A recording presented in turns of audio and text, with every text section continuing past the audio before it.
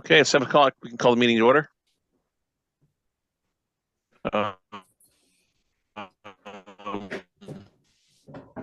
So, what's up is the approval of the minutes. Anybody have any edits? Yeah. No. Okay, do we hear a motion to accept? So moved. Are we voting on all of the minutes or just the ones? 'Cause I wasn't here on the We can do third. them one at a time. Okay. Yep. So the first one is the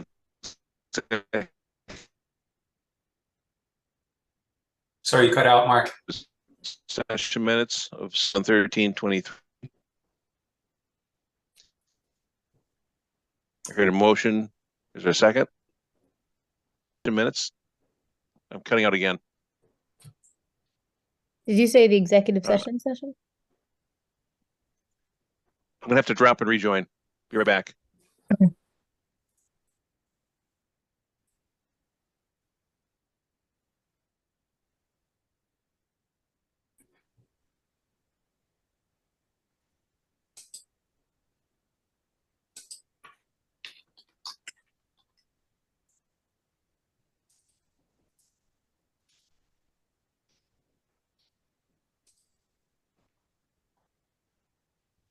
Can you hear me now?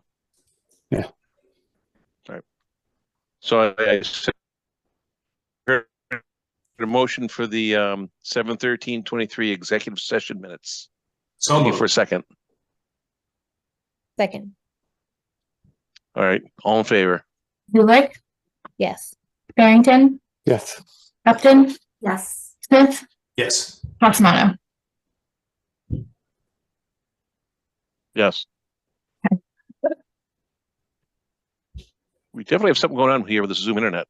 A lot of freezing going on. Did I break up again? They're a little lagging. I think the issue is you, Mark. Okay.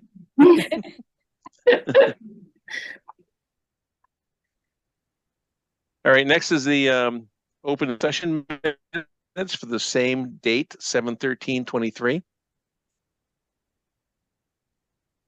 Move to accept as written. Second. A second. All in favor? Zulik, Yes. Barrington, Yes. Upton, Yes. Smith, Yes. Passamato. Yes. All right, next is the minutes of 8/3/23. Any modifications, edits, or comments?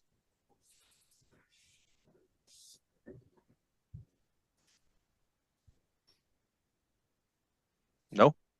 Yep. Nope. All right, to hear a motion to accept as written? So moved. Second. Second, okay. All in favor? Zulik, Yes. Barrington, Yes. Upton, Abstain. Smith, Abstain. and Passamato. Yes.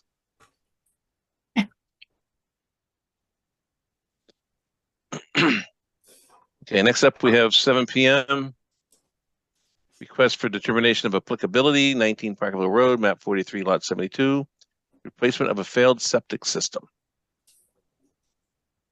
In accordance with the Wetlands Protection Act, Mass General Laws, Chapter 131, Section 40, and the Southfield Wetlands Bylaw, the Southfield Conservation Commission will conduct a public hearing on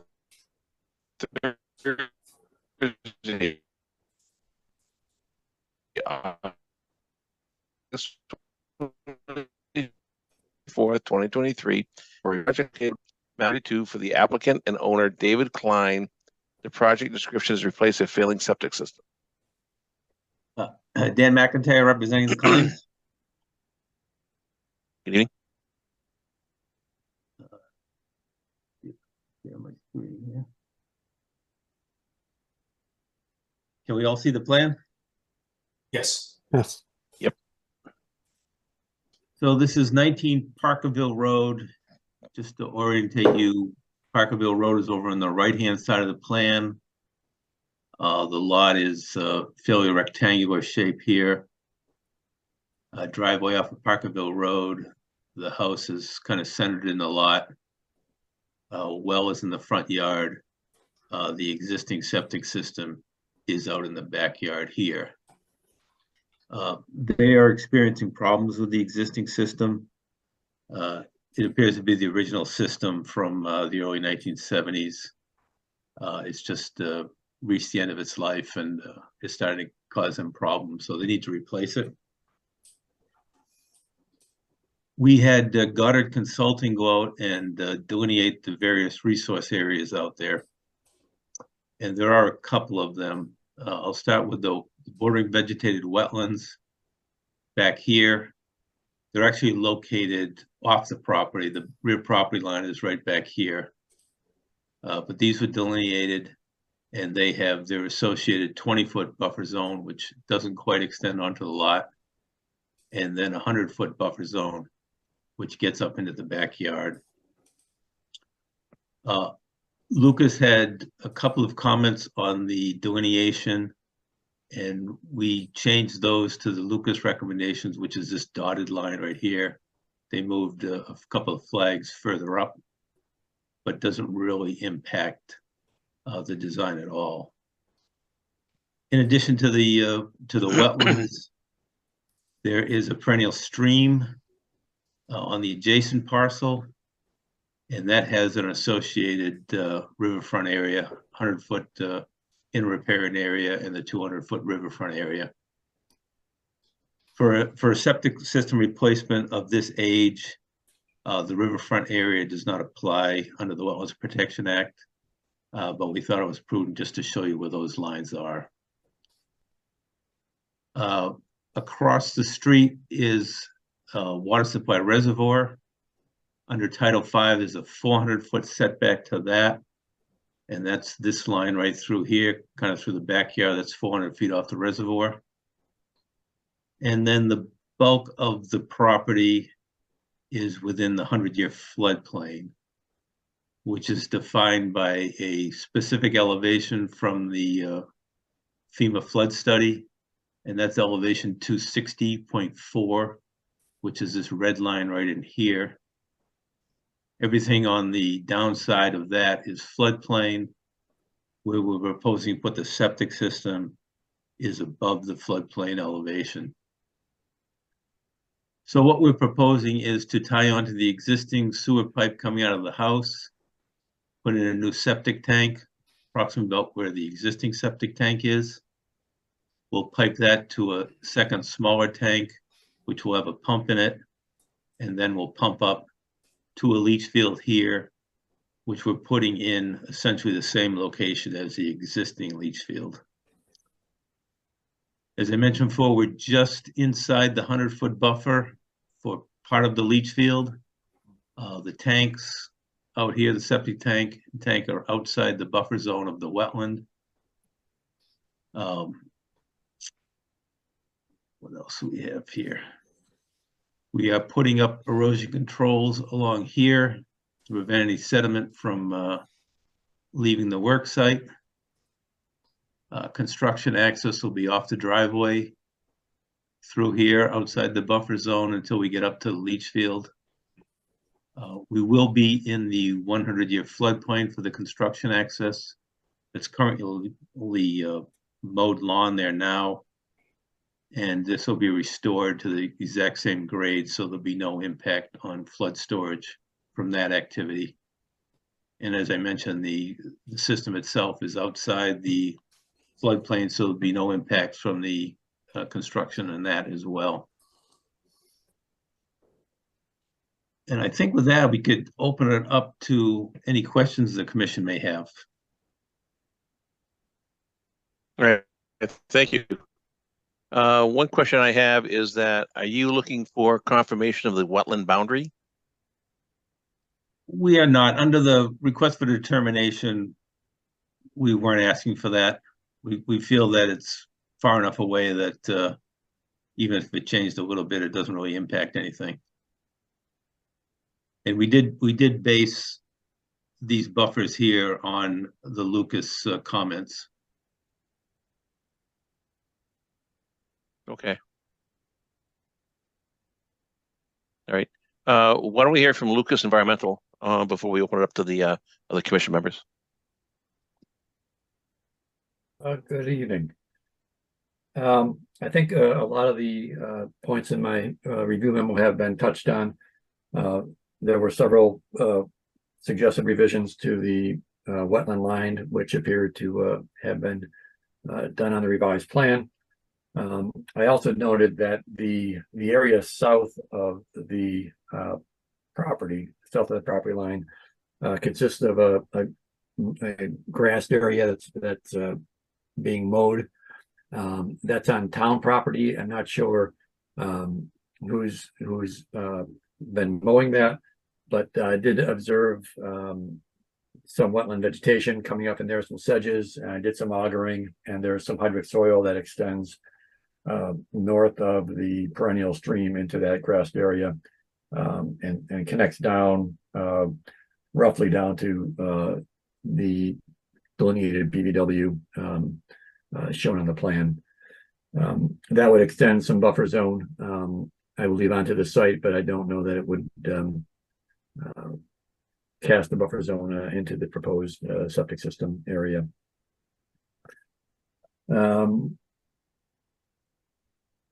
A couple of things of note. I did see a big pile of grass clippings in the buffer zone near the property line, near wetland flags GC A3 and A4. Not sure which property that is coming from, but just noted it was on, again, on town land.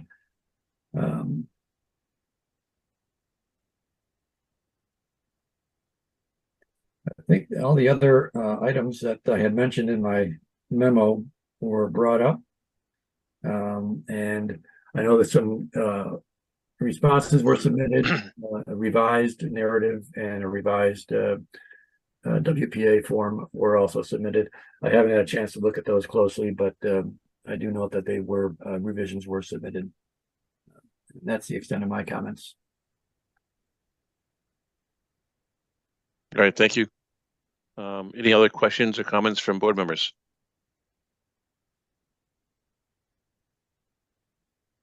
Yes, I would just say that this is sort of right on the edge of what we would, you know, the split between an NOI and a negative determination. I guess I would say in this case, it's a single family home, you know, subject to the stormwater management standards only to the extent practicable. Furthermore, being septic work, there's some further exemptions involved also. And finally, being septic work, this is work that tends to be done very quickly just due to its nature. This is sort of an urgent situation, and the homeowners will be seeking to have this work done as quickly as humanly possible. It won't be, the ground won't be open for weeks and weeks, I would suspect. So that kind of pushes me towards feeling comfortable with a negative determination.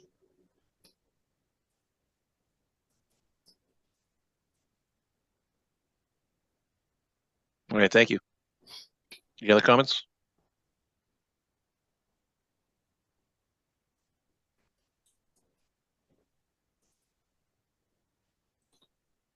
I'm going to go off video because my internet connection is unstable.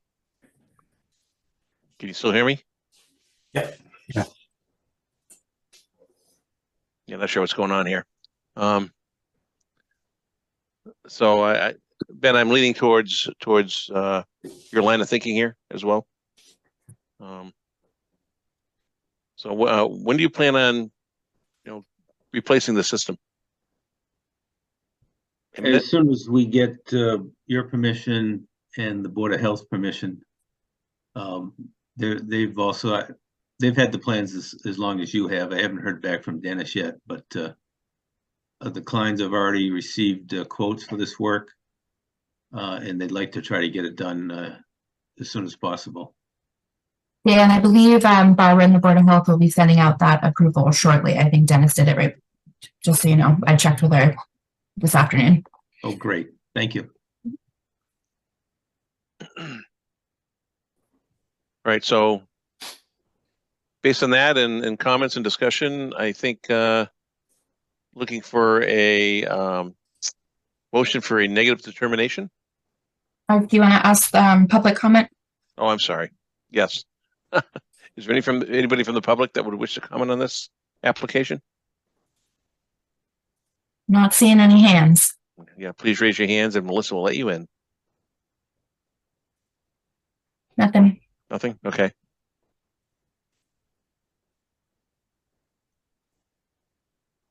And I'm looking for any motion for a negative determination of applicability for 19 Parkville Road. So moved. Is there a second? Second, Okay, all in favor? Hewitt, Yes. Barrington, Yes. Upton, yes. Smith, Yes. Hoffmeister. Yes. Perfect. Dan, I'll probably get this to you tomorrow morning, and I'll let Board of Health know as well. Okay, thank you very much, everyone. Thank you. Thank you. Have a good evening.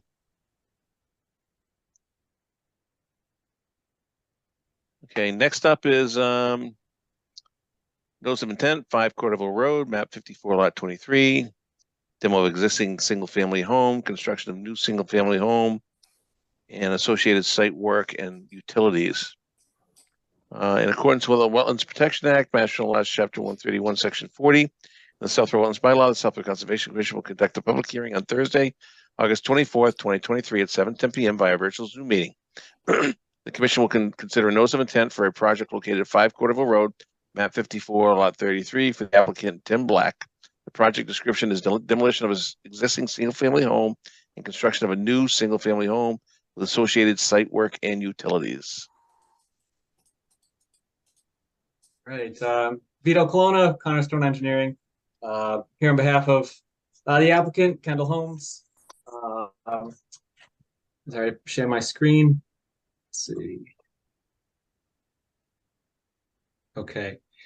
So this is at 5 Cordoville Road. And this is sites right across from the entrance driveway to Woodward School. This is that little red house. It's an older house. Driveway to the school is right almost directly across the street from it. A couple years ago, we had an NOI for this wetland actually right over in here where they did the sidewalk and the entrance to the school and all that. So Kendall Holmes has bought the property and they're looking to remove the existing house and propose a new single family house in generally the same kind of vicinity as the existing house. It's a 2/3 of an acre lot, and there are wetlands on both sides of the lot. There's a intermittent stream in the rear side with BVW associated with it, and then there's that wetland across from Cordoville Road, right next to the driveway on that side. Those were delineated last October by Ecotech, and then we located those in the field. The 100-foot buffer zones both extend into the site. So there's really only this middle area that's outside of those, the buffer zones. So that's where we tried to focus most of the work. We located that house generally in the center of the lot. It's kind of in the same location as the existing dwelling. Located the septic system outside those 100-foot buffer zones, kind of in the rear yard over here. The original intent was to try to fit it kind of exactly in the middle right between those. But this test hole up here, we hit some unsuitable materials. It was a shale kind of that we could dig through, but it was all rock. So that was unsuitable up in the front. So we had to push it to the back. So this was really the only location we could find outside both 100-foot buffers that had suitable soils to fit the septic system. Both of these wetlands do both go to the reservoir. So there's also setbacks to those under Title V. So we have to design this as a repair system. So this wouldn't be new construction. So this is a 2-bedroom home existing. So this would also be a 2-bedroom home in the proposed condition.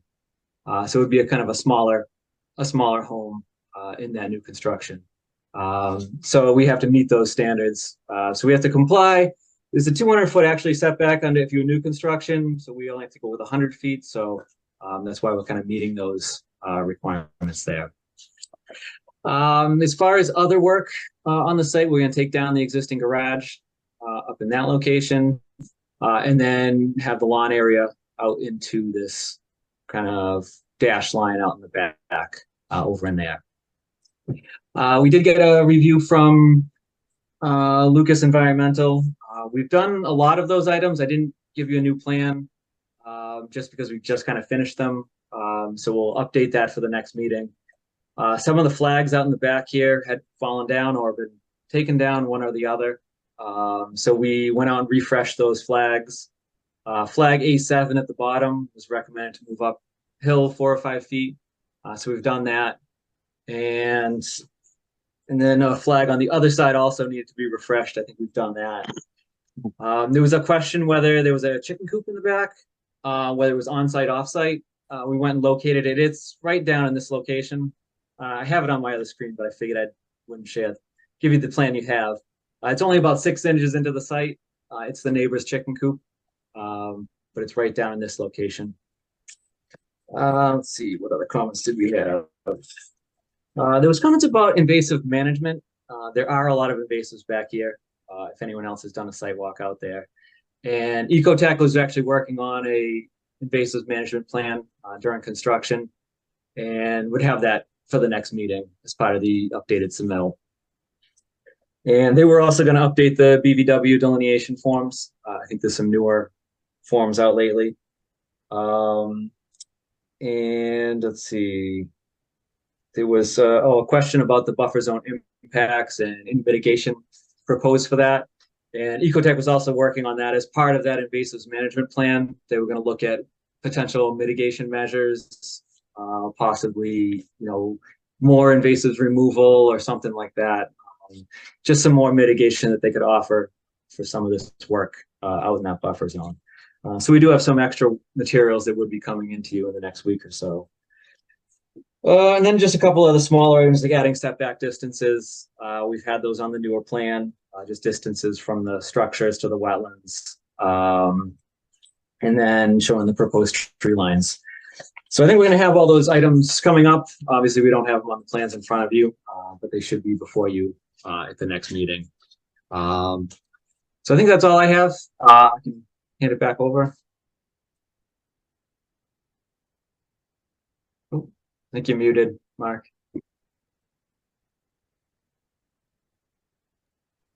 I'm muted. There we go. I'm trying to get my internet connection to be stable here, so I'm clicking buttons all over the place. So thank you, Vito. Anybody have any questions or comments? Obviously, it's going to be continued to the next hearing. I do. Okay. So single family home, stormwater management standards to the extent practicable, just because it's new construction and it does appear to be an increase in impervious. Our practice in the past has always been to the extent there is new impervious, to require some amount of infiltration, 1 inch over that area. Yeah, we can look at that. I think there's 375 square feet of an increase, so it's not a okay. It's very substantial. Yeah, it's a kind of minor increase, just because we're taking down that existing garage also. Right. So we could look at that if that's something you'd want to investigate just for that, for that area. Ideally, it would be fairly easy to accomplish, even with, one downspout taking this, for instance, the back half of the roof. I think you could direct that into some sort of infiltration measure. Mm-hmm. So as I said, I can't think of the last new construction single family home where we didn't require that. Okay. That's all I have. That should be, like you say, pretty minimal with just, some of the roof. Yep.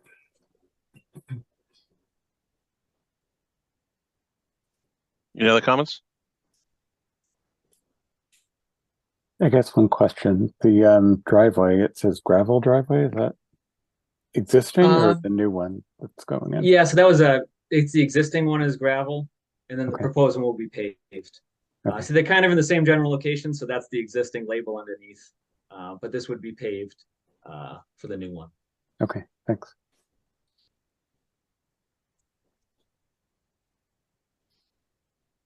Anything else?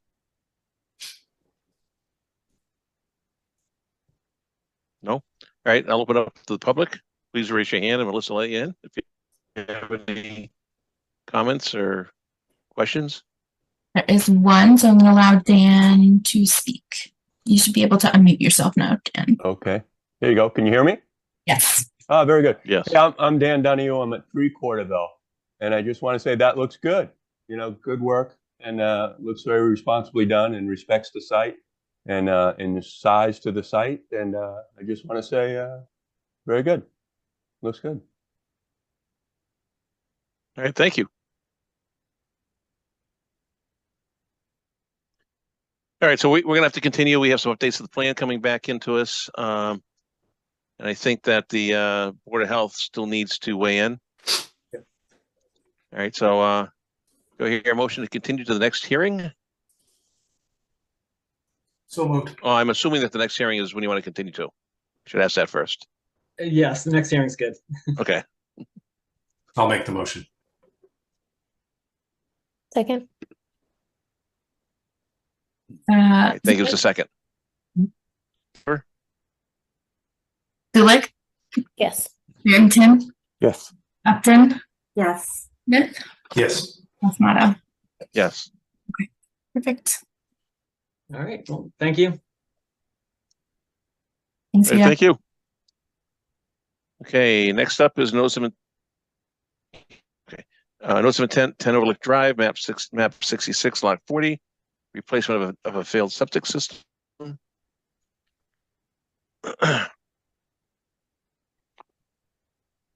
In accordance with the Wetlands Protection Act, Mass General Laws, Chapter 131, Section 40, and the South Shore Wetlands Bylaw, the South Shore Conservation Commission will conduct a continued public hearing on Thursday, August 24th, 2023, at 7:20 p.m. via virtual Zoom meeting. The Commission will consider a notice of intent for a project located at 10 Overlook Drive, map 66, lot 40, the applicant NALA Realty Trust. The project description is to replace a failed septic system. Good evening. Hello. Good evening. Oh, good evening. My name is Eric Dickinson. I'm with Civilized Solutions. I'm here on behalf of the applicant. Can I share my screen? You may go right ahead. Okay, thank you. Let's see. Can everyone see it? Yes. We can now. Okay. So this is an existing 4-bedroom single-family home. It's located at 10 Overlook Drive. It has a wetland system in the backyard right in here.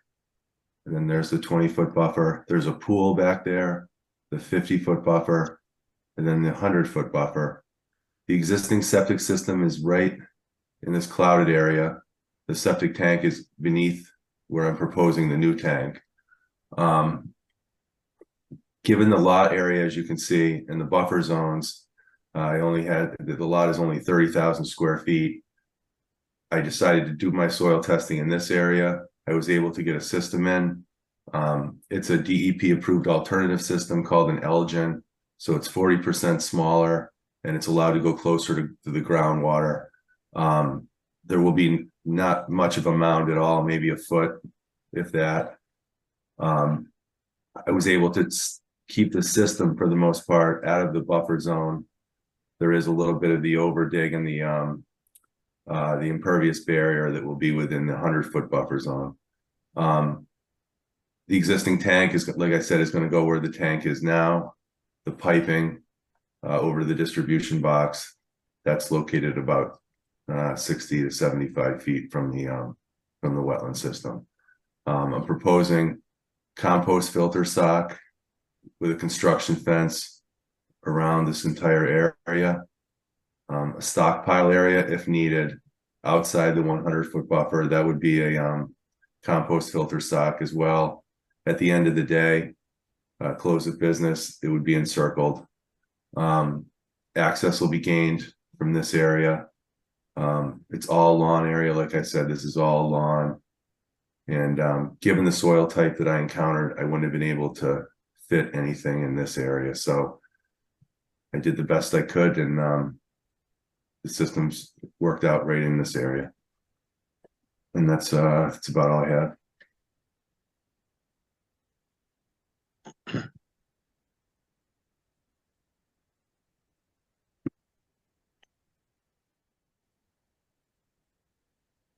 So I'm unfamiliar with this system. You can place it close to the groundwater? Yeah, it's because it provides advanced secondary treatment. It's allowed to go 2 feet to groundwater in a situation where you have a perk rate faster than 2 minutes.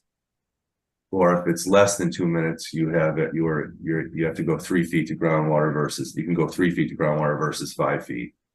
In this situation, since it's a replacement, there was no additional bedrooms. I was not able to run a percolation test out there. I had to send the soil out to a laboratory. It came back, and that's what I designed the system given that loading rate. I should mention also that Lucas Environmental, we did get comments, and they did move some of the flags slightly, which is captured in this plan.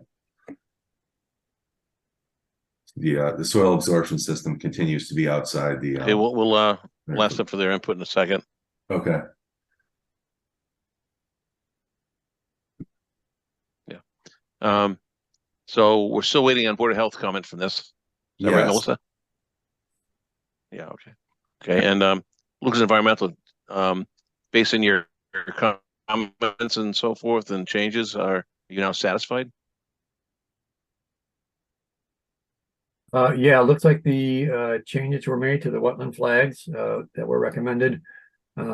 Just of note, I also pointed out that the wetland appears to extend from wetland flag 1 to the southeast somewhat on off-site, which would affect the 100-foot buffer to some extent. It probably would be bringing it pretty close to the septic field. No change, no additional flag has been shown on the plan regarding that point. It's an off-site point. I think most of the comments have been addressed. Let's see. Again, just another pointing out that there was a large pile of grass clippings near flag 1. This was within the wetland. Would recommend that be removed at some point. Just as far as some administrative items, the NOI checklist was not included. Interestingly, the abutters list was not signed by the assessor's office as it typically is. I just want to make sure that they did have a certified abutters list. A couple of other administrative items on Form 3. Both boxes were checked regarding whether it was or was not within an ORW. A couple of issues with the data forms, but didn't change the conclusions. And I think everything else was addressed. To follow up on Joe's comments, we did check with the assessor. They just switched software, so that's why it wasn't signed, but they did send a new version and they sent over the checklist as well. Okay, great.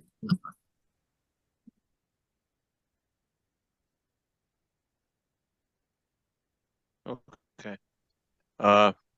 Any comments or questions from the commission?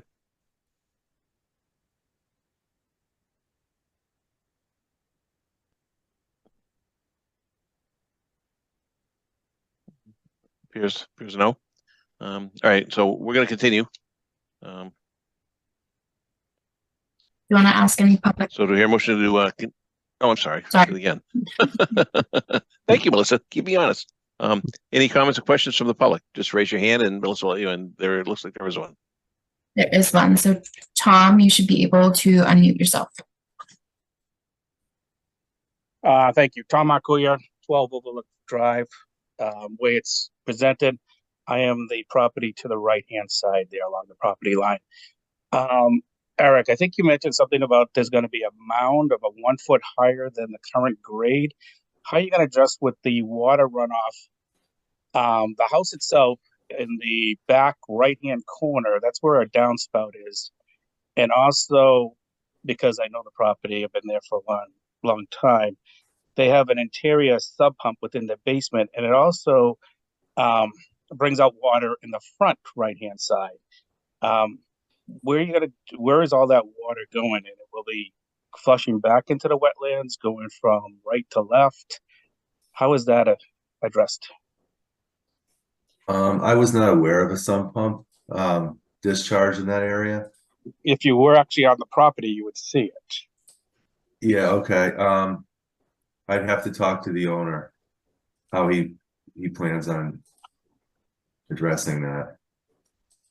It can't be, it can't continue to be over the system or, you know, over towards your property. And the same thing with the downspout in the back Yeah. right-hand and that's a lot of roof. And the reason I'm saying that, this is a design that goes 2 feet above groundwater. What do you call groundwater? So the reason why there is a lot of water that comes down that hill. So where your existing septic is, that's a slight grade to the front of the property too. And my property also slightly goes that way. So there has been time when there's a lot of water with, you know, not 100-year storm, like a 2-year storm. And that's my comments. Just make sure you address that. Okay. Does your property, does it go up? I don't have any existing contours. It does go up slightly towards the existing leaching field. Yeah. It does go up there, but it goes downhill where the proposed septic is. Okay. So not that I contribute to it, but my downspouts are also on that side of our house I have a hip roof. So not as much goes down that way, but I do have a hip roof. So 1/4 of the water goes that way. Okay. Just to be considered, because there could be a potential for water if it doesn't have the appropriate sloping runoff. Right now, you know, the storms we've been having, if you go on that street, you'll notice the street being wet. Okay. And you know, where no other part of the street is wet. So just to bring that to your concern. Okay. Yeah, I was thinking along the property line there to the east of the proposed system. If you were higher and this one is now slightly higher, we could create a swale through there of some sort, you know, to just, because you don't want the water going onto you or the I don't want it on the septic system. Agreed. Now the question I have, again, I know the property where the current septic is. Yes. That's high and dry. I mean, it's very dry and it's high. Yes, pretty much. I'm curious, and again, I know this is not the right meeting, but why didn't you just put the septic back there where it was? You try to stay as far as you can away from that buffer zone, you know, in the wetland system. So I tried to pull it as far as I could away from the wetlands in the back. Even though you're replacing to the exact same location of the current one, this is more a question for conservation. Would that be acceptable also? Plus, you don't know how much fill would be in there. You know, I don't know what's there. Just like I said, yeah, I'm not a septic design person. Those are just comments. No, it's a good question.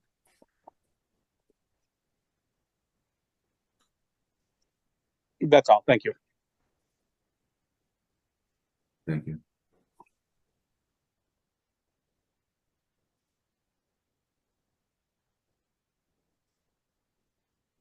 I think we lost Mark. That's why it's oddly quiet. So let's just give him a quick second to see if he rejoins.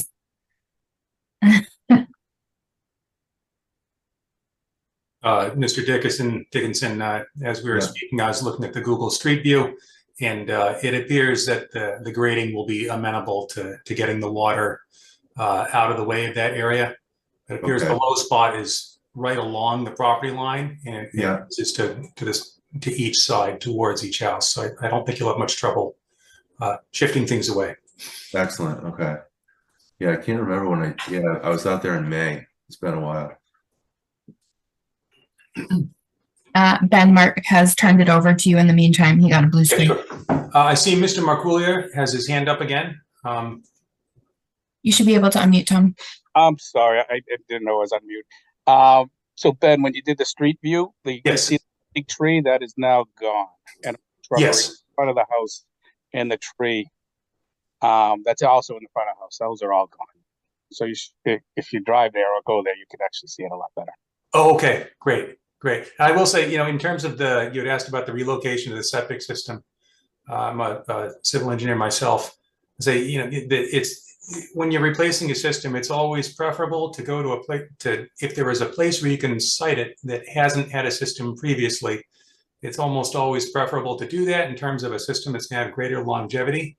That's why when we design a new system, we have to show where a reserve area is going to be that would accommodate constructing a new system in a new place.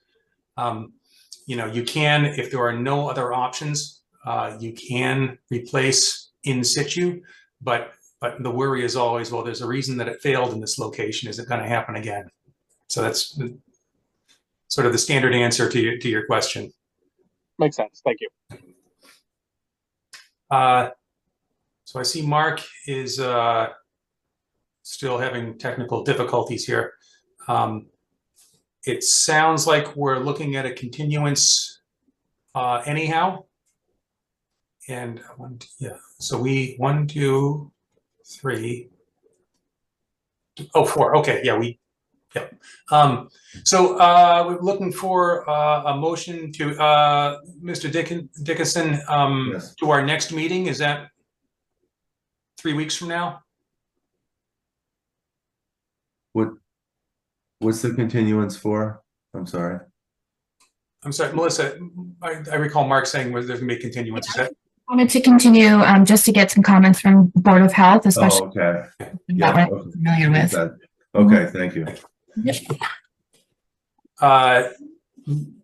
So the question is continue. It doesn't sound like you'd want to continue to the meeting following that. You'd want to go to the next meeting. Is that correct? Yes. Okay.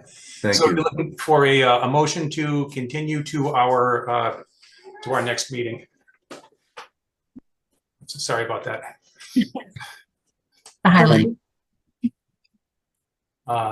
Somebody care to make the motion or? So moved. Thank you. Second. Thank you. Melissa?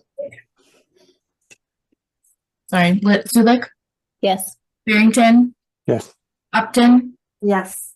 Smith. Yes. Okay, so Mark is still gone. So thank you very much. And we will see you at our next meeting 3 weeks hence. Thank you very much. Thanks. Have a great night. Yep. Take care. All right. That is, oh, I'm sorry. So I don't have the notice, Melissa. Would you do the honors on that? I sure will. And James, give me a second while I read this to load you in while I double duty. All right.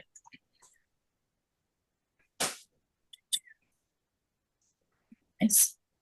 In accordance with the provisions of the Southborough Stormwater Erosion Control Bylaw, Wetlands Protection Act, and Southborough Wetlands Bylaw, the Conservation Commission will hold a continued public hearing on Thursday, August 24th, 2023 at 7:30 p.m. via a virtual Zoom meeting. The Commission will consider a notice of intent and stormwater management permit for a project located at 250 Turnpike, map 27, lots 2A and 46. The project description is the construction of a contractor's yard building, addition of a driveway, access and maintenance of previously existing stormwater areas. Thank you. Give James a second to load in. Hi, should I just use the temporary chair or acting chair or? Yeah, I'm the vice chair and our chair is having technical difficulties, so I'm acting as chair right now. Okay, so to the chair, James Tatro from Azimuth Land Design here representing FD 250 Turnpike LLC, who is both the applicant and the owner. And as the notice described, we have a notice of intent before you with essentially 3 tasks. One is, can I share screen? Yes, please. Okay. Sorry, should have asked that quicker. Okay, can you see that now? We can. Okay. This is the site at 250 Turnpike Road. James, can you just make that full screen? Oh, okay. We kind of see a lot of your desktop. Yeah, I'm just trying to, I'm not entirely sure how to do that. I think just in the top right corner where it has the minus square. Oh, okay. Yeah, just do that one. That should be fine. Okay, sorry. So again, we're actually asking for an order to cover 3 tasks. One is the construction of a contractor's yard building on the location of existing parking. And just to sort of back up a step, 250 Turnpike Road is the site. Over here, I'm circling the cursor in the existing building, which has parking to the west of it and a loading area to the south. And there's a pedestrian walkway, which goes to the lower parking area, which right now is just parking with some landscaped islands. And this site had its wetland boundaries delineated previously. Just recently, the commission issued an order of resource area delineation, which is now recorded. And what we're proposing to do is, again, 3 things. First is construct a new contractor's yard building on the south end of the existing parking, entirely on that existing pavement. The second is, in no particular order, is to do maintenance of the 2 existing detention basins on the site. One south of where that contractor's yard building would go, and the other south of the existing building on site, the one that's right now being converted to a self-storage use. So that's the second task, is maintenance of these 2 existing detention basins. And the third is just to, at both front and back, to give drivable, I guess I should say, access to the building in its converted self-storage status. There's a couple foot wide landscape strip here in front of the building on the north side of it that we want to just pave across this to give access for a couple of units to have overhead doors. And then behind the building, there's an existing basement level access, which has sort of no drivable progress to it. And we want to make the narrowest possible drivable lane here in an area that's already been altered, but which right now is kind of grass and scrub weed, but give a way to get a small vehicle to that back door of this facility, to the basement level door of this facility. So we have 3 tasks that we're asking to take care of under this notice. Now I'm going to focus now on the first one, the contractor's yard building. Again, this is an existing paved area. What we're going to do on this site is you can see the areas that are colored in green. Those are areas that are going to be altered and end up with a grass surface. You can also see one up here. And you also see some areas that are sort of hatched, half green. Those are existing landscape islands in the parking area that we are going to convert into pavement, simply because they're rather in the way of having, if this is a contractor's yard building and somebody, say, in unit B here is a electrician and he is bringing his truck in, he may want to back up and get to this unit. He would have an overhead door, and these islands are going to be in the way of such movements for all of these units. So we are going to take some existing area that's landscaped and make it impervious. In compensation, we're going to take more than that same area that is now impervious and make it landscaped. Specifically, what's going to Route 9 to Turnpike Road, the area over here to the west of Fireberg, the lot on the corner, we're going to make that a landscaped area. We're going to also make a landscaped area beside this building here. And that those areas being greater actually are going to make the drainage, there's really 2 design points are receiving boundaries, if you will, for drainage from the site. One is Turnpike Road, Route 9, and that is going to work simply by fact of the landscaped areas having a slightly larger area than the converted areas that are going to be made impervious. Excuse me. On the other side, the other receiving area for drainage is Parkerville Road. And right now, this parking area, this whole lower parking area, is captured by a couple of catch basins, which discharge to the existing detention basin south of the proposed contractor's yard building. And what we're going to do is we're going to end up actually taking out a couple of those basins because they would just be in the way. And we're going to send captured runoff through a CDS stormwater filter unit. And then we're going to infiltrate here. And we've since we first filed, we've dug a deep observation hole here.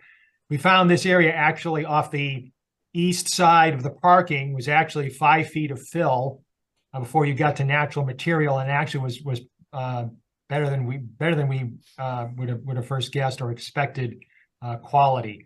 So we got a good result here. We have had some depth to play with, and we're going to actually, in this infiltration structure to the east of the proposed contractor's yard building, we're going to actually be infiltrating everything through the 2-year storm event. I think the 10-year storm event is when we started to have piped outflow. And we're going to have 2 directions for piped outflow because we can't send it all to this basin because one outlet is a little low in order to be able to get there. We're going to have one outflow going to the same location of an existing flared end section discharge, but it's going to be a new pipe going there. And we would have a second outlet going over towards the wetland over here to the south, and with a new flared end section outlet and a riprap splash pad here. So we're going to make the drainage on this site work to Turnpike Road just by having a slightly greater, or I should say lesser amount of impervious cover draining there. And we're going to make the drainage to Parkerville Road work. Actually, we're going to improve it quite a bit in some storms by getting infiltration here, again, through the 2-year storm, where right now there's none. Right now, the captured runoff goes to this basin, flows out, goes to the culvert under Parkerville Road, heads towards Long Cadillac. I want to note something else that I didn't adequately call out on the plan, and which I think has been noted by both of your reviewers. What's going to go on here as far as these units and their septic system is that right now I'm going to try and trace the square. It's a dashed line you see, which is the existing septic system leaching area serving the building, the office building that's being converted to self-storage use. This septic system area was designed for, I'll get the number wrong, something like 4,000 gallons of flow. That self-storage building use will generate only a tiny fraction of that. And so we had discussions with the Board of Health about, can we effectively just cut off part of this existing system? So instead of this square, essentially make this, maybe it's a rectangle or it's a portion of the rectangle that I'm tracing, because the whole square is adequate leaching for, again, call it 4,000 gallons, where even counting the self-storage use and this new contractor's yard building together, you're only going to get maybe a quarter of that, generously estimated. So actually, we went out there and dug. The Board of Health agent wanted to see what the condition was of the pipes in here, and were they in good condition? What was the material? Actually, there are PVC pipes in good condition. So we have yet to file that plan for a revised septic system approval, but we've described the concept of what we intend to do to the Board of Health. The agent has no objections, and we actually had some more discussions with him, and we're going to file for a revision to the approval of this system. But I know, especially Fuss and O'Neill said, well, wait a minute, what's going on here? You've got a contractor's yard building proposed over these squares that you're saying are the existing septic system, and how does that work? And I apologize because I did not adequately call out and describe to the reviewer how we're going to essentially cap the pipes at midpoint and take off most of this existing leaching area, because it's just hugely oversized for the self-storage use plus this building. So again, I apologize for that. I've gone through the review letters first by Lucas and now Fuss and O'Neill. We actually submitted a revised, this plan actually over here, you look in the lower right, is a revised plan from the one first submitted with the forms and the application. And we think we've addressed actually some of Lucas's comments in there already, but we have more to address, and we have Fuss and O'Neill's comments to address too. So I mean, we understand at the end of this, we are going to be asking for a continuance to your next meeting. What else do I want to say? Just to touch quickly on some of Lucas's comments. I had made a couple of errors in the Wetland Protection Act Form 3, which I think we've corrected. I guess I should just point out on this plan that you see the orange line here is an intended erosion control barrier at the limit of work, the downhill limit of work. And that would be in place obviously before any other work begins. We're asked to provide a little more description of the intended maintenance in the detention basins. Excuse me. These are basically, there are trees of varying sizes growing up all through both basins. And the intention is to cut those trees within the basin, but not stump them, leave the stumps in place. Also to take out silt depositions both at points where water discharges in and at outlets of the basins. That's where they seem to be most noticeable, but only where the silt was at least a ½ inch deep, not to even bother if it's just just kind of a trace. And on at least one of these basins, I believe it was this one, there was a blockage of the pipe, the outlet pipe. And so we're going to see if that can be unblocked. If not, we would contact Melissa and do a replacement of the pipe in place, but with the commission's knowledge and with supervision. But the maintenance of the two basins is just because there really hasn't been anything done. I don't know for how many years. There's some of the trees, especially I was looking at this one, are in the middle of it are sort of saplings. They're not old. It's not like they're 30-year-old trees, but there's at least several years since any maintenance was done. Again, just to circle back to the third task that we're proposing, which was again just a little pavement at the front of the existing building and just a drive path at the back in order to be able to have access to overhead doors here and to an existing basement door over here, which now all you could do would be to walk up to it and then walk through the grass back over to the loading dock right now.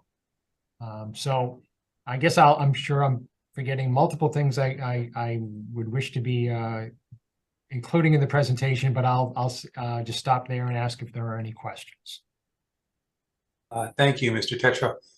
First, Mark, I see you're back. Would you like to take back over? No, continue on. I blue screen for some reason twice today. Okay. So yeah, thank you very much, Mr. Tetro. First, Joe from Lucas.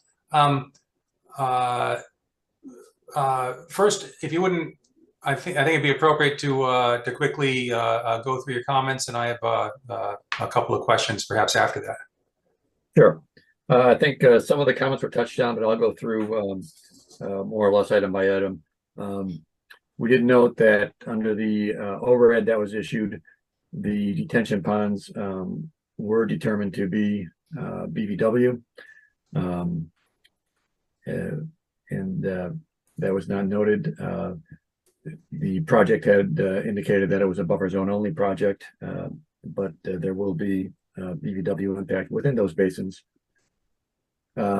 Within one of the basins, the more western one, there was evidence of breeding by vernal pool organisms, wood frogs. So I had requested some additional information on the timing and sequencing, hoping to be able to avoid doing any work on the basin during the breeding season. There were a fair number of wood frog egg masses that were observed in that pool. Also, we requested some additional detail regarding the proposed maintenance and confirm that the conditions of the Wetlands Protection Act regulations are met regarding maintenance of stormwater management systems.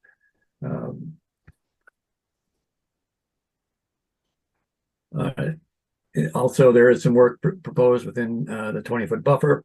I don't know that there's many options available, but recommended that a waiver form be submitted for that work, and a description of any other alternatives that may exist or may have been looked at. Some of the wetland form issues, the notice of intent checklist was not included.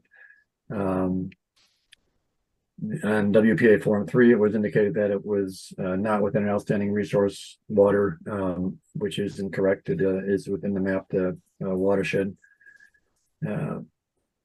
Also, WPA Form 3 indicated that there would be alteration of riverfront area for the project, and there is no riverfront area on the project. So recommend that those revisions are made to the correct the form. The notice of intent wetlands fee transmittal form indicated work under 2H, which is maintenance work on detention basins. The number of activities included was 1, but it appears that there's maintenance on 2 basins. So I would think that the commission might want to discuss whether the appropriate filing fee was submitted. Was also indicated that that particular category is for ecological restoration projects, and it does not appear that this is a proposed ecological restoration project. If it is, additional forms would need to be submitted. Appendix A to Form 3 would need to be submitted. It also appeared that there's work on both the lots A and B.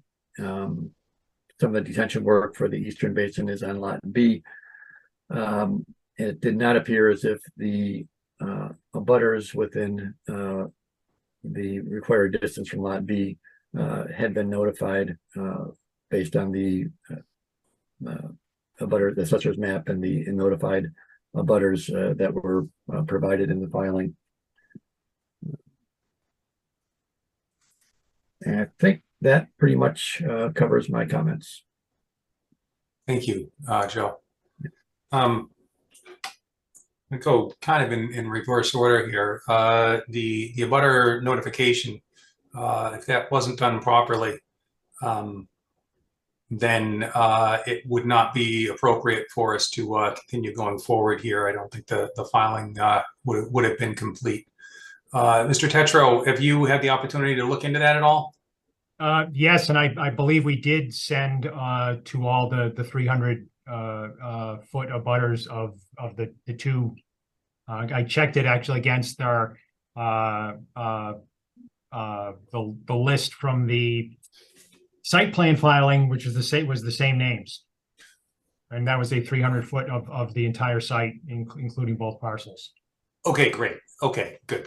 So It was odd the way it listed it in some way. I think, again, Melissa mentioned the new computer system. Right. So there was something funky about it. I forget what, but I back and checked. It was the same names as the full 300-foot for the site plan filing before. Thank you. With one change, five Sarson Stone is a different party owning it. Okay. So Joe, I've got a couple of questions for you. The situation with the ponds, we ran into up the road a bit, a somewhat similar situation. The ultimate disposition of that was different. So I say all that just to say I'm sort of unfamiliar with the intricacies of performing maintenance on detention ponds that have become over time BVWs. So I'm just curious how we address a couple of different issues. So the maintenance, it sounds like, much as you'd expect, it's going to involve, the cleaning out of sediment will involve some change in the current condition volume, and then the cutting of trees. I don't know how that will change any habitat value. And then sort of in conjunction with all of this, as I understand the design of the subsurface infiltration system, the diversion of some of the flow, it looks like we may end up with a decrease in flow to the detention basin / wetland. Kind of throwing a lot at you there. So the first piece was, the maintenance of the detention basin. Do we have to concern ourselves with any change in volume or with the removal of vegetation? Or can that be appropriately permitted and conditioned and so forth? Yeah, I'll just, I think, maybe mention the requirements as far as what's considered maintenance of the stormwater management system under the WPA regulations. And I'll quote it here. It means the work to keep a stormwater management system functional and in good repair so that it may continue to operate as originally designed. Maintenance of a stormwater management system does not include work that A, reduces the capacity of the system to treat stormwater, provide recharge, or attenuate peak flow. B, increases the total and peak volume of the stormwater managed by the system. C, directs additional stormwater discharges to the system. Or D, results in reduced use of above ground stormwater best management practices. So those are the four conditions that I was recommending that be addressed in more detail by the applicant. Thank you. And it sounds like the only one where there's a little bit of concern is the decrease in flow to the detention basin. I suspect there's a very easy solution to that. Yeah, please. And through the chair, I can tell you that the existing basin south of the existing building, there would be absolutely zero change to drainage there. To the existing basin south of the proposed contractor's yard building, I can tell you that there would be some decrease there, and that's as a result of us infiltrating and having a one lower outlet not going to that same basin. So so it sounds like that final piece of maintenance that Joe read says that the flow can't be decreased to the detention basin. It occurs to me that the adjacency of the new building, if it were possible to redirect just enough of the rooftop to get back to the existing total, there's no pre-treatment necessary. It's rooftop runoff. It could be perhaps directed through a swale. I mean, the grading already seems to run that direction. It seems like there'd probably be an easy path to take care of that. Through the chair? Yes, please. Yeah. So the first one of those items is a reduction in the capacity of the system. Yeah. And not in the flow to the system. So the very last one that you read, excuse me. Oh, okay. Was it C or D?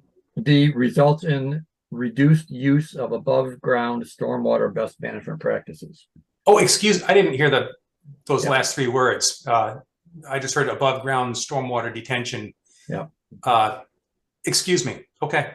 I No guess worries here at all then. the other thing I would say from the applicant side is that it's not the maintenance which would maybe decrease flow to the basin closer to Parkerville Road. It's actually the installation of a new drainage system. The maintenance really would not change it at all.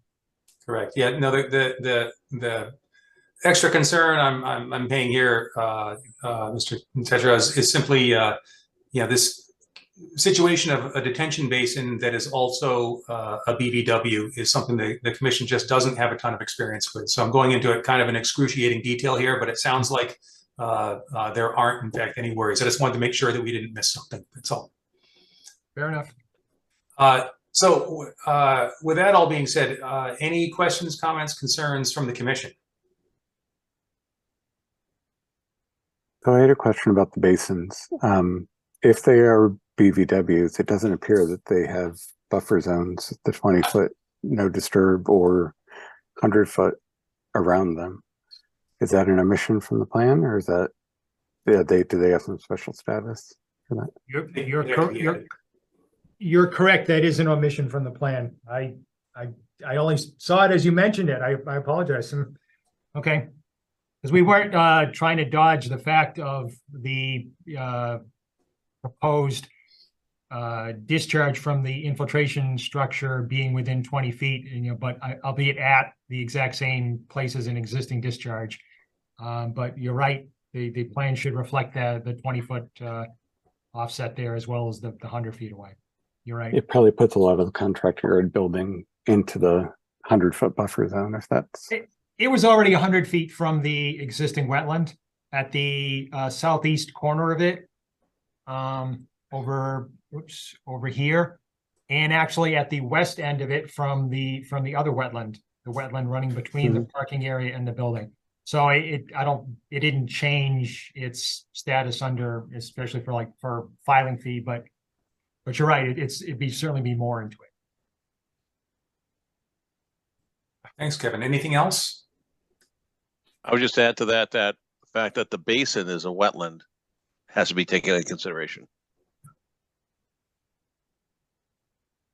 Right.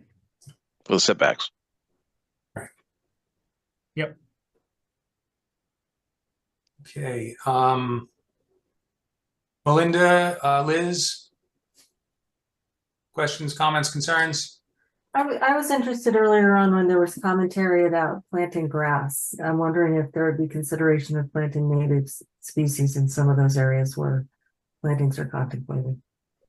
Well, actually, one of the comments from Fuss and O'Neill was to say that we should submit a landscaping plan for these areas. So I'm probably being too flippant in saying grass, and we will have our landscape architect prepare a plan. And having been through the planning board side of it, they were very focused on what would count as a native species. And he's aware now of just how closely they're looking at that particular issue. So we actually are going to be especially behind the abutter Fireberg over here, and probably off of the west side of the contractor's yard building here, especially going to be proposing specific landscaping, though this may be just grass over the proposed infiltration structure. Thank you. Thank you. And I will say, with the, there is an encroachment within the 20-foot no touch for very understandable reasons. And as Joe mentioned in his comments, that require a waiver request and the granting of a waiver. And in the granting of a waiver, we require some sort of mitigation. And I would say that adding native plantings that are appropriate for in a buffer zone closely adjacent to the wetland I would suggest would probably be some great mitigation. Point taken. Anything else from the commission? Okay, I see a hand up in the audience, Mr. Palmer. Melissa, could you promote him up? John, you should unmute. If you unmute, there we go. Yes, hi, John Palmer, 131 Parkerville Road, a direct abutter of the property. And two questions. The first one regarding the detention ponds, I understood those to be designated as wetlands at this point. So I'm wondering if this is also being looked at by Mass DEP, especially seeing how they've been identified as both wetlands and potential habitats for vernal pools. So all notices of intent do get reviewed by DEP. In fact, the submission of a notice of intent to go simultaneously is submitted to the town and to the DEP. And in conjunction with our environmental consultant, Joe Warzel, we're paying particularly close attention to these areas. The DEP, the Wetlands Protection Act makes some allowance for this situation and talks about how maintenance can be performed in a detention basin that is also a wetland. So we're exercising a lot of care to make sure that the applicant gets that right. Well, it's not just a wetland; it's also a potential vernal pool habitat, right? Both of those potential. Correct. The one as you look at the plan in the lower left. Correct. I thought the report I read previously showed both of them had. It was the Lucas Engineering reporting that showed both of them had potential vernal pool habitats. Is that correct, Joe? Yeah, I think we initially noted they were both potential, but follow-up investigation didn't find anything in the Eastern Basin, but did find vernal pool organisms in the Western Basin. Do you know when that follow-up was performed? Those were, I'd have to double check, but it was in the appropriate spring season. There were still egg masses present in the Western Basin and tadpoles. So as an abutter, I just want to make sure that local conservation and mass conservation is looking closely at, any maintenance to those detention ponds, given the fact that they're designated wetlands, potential vernal pool habitats.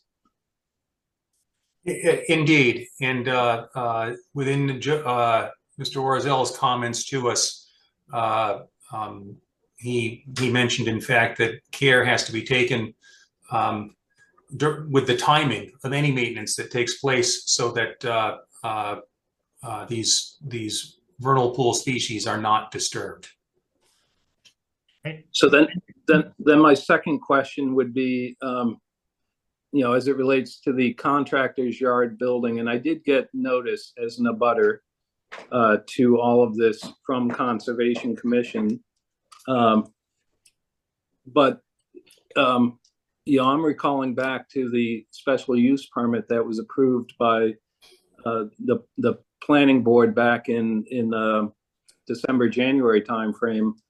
There was no mention of a contractor's yard building within that special use permit and the approval of that permit. So this would seem like a change of use to actually construct a contractor's yard building on that parking lot. Is planning board also looking at this as a change in use? And to the chair, I would just say on the applicant's behalf that we will be filing with the planning board. We have simply filed with the commission first. I see. Yeah, so Mr. Palmer, one thing I will say is that that being, outside of our jurisdiction, not addressed by the Wetlands Protection Act or our local wetlands bylaw, even if we were to ultimately grant an approval, if other approvals are needed, our approval doesn't supersede those in any way. So if a planning board approval is still required, then this project can't go forward until they get all of the approvals that are required under our town bylaws and in state law. That's what I was looking to clarify. So thank you. And Mr. Chairman, just quickly in regard to the issue Mr. Palmer raised, is DEP also looking at this? I just want to note that we filed with, of course, also with DEP. We haven't gotten a file number assigned and comments back yet. We're still waiting on that. Thank you. Thank you. Which is another reason why we would end up having to ask for a continuance, for this meeting. And Mr. Palmer, I will assure you that comments, of course, come to the applicant, but also to the commission. And any comments that we receive from DEP on the application, we certainly share.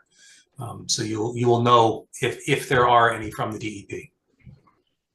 Appreciate it. That's all I had. Thank you very much. I see another hand raised, Eric Glazer. Mr. Glazer, good evening. We can't hear you if you are talking, Mr. Glazer.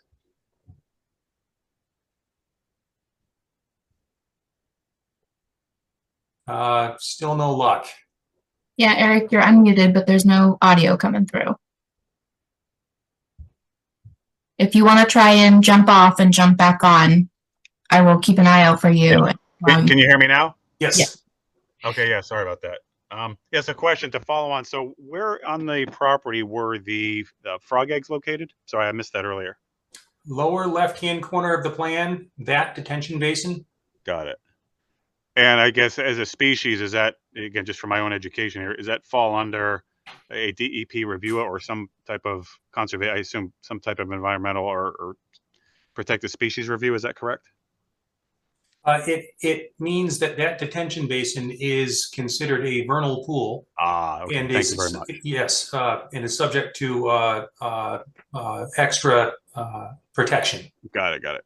And my next question, which I think John hinted at, or not so much hinted at, and maybe this is a planning board question, subject for further review by the planning board. But last year's review, there's a delineation between the industrial and the residential property line, and it looks as though they're putting the contractor yard that spans both the industrial and the residence. And is that something that the Conservation Commission would have a view on, or is that more of a planning board consideration?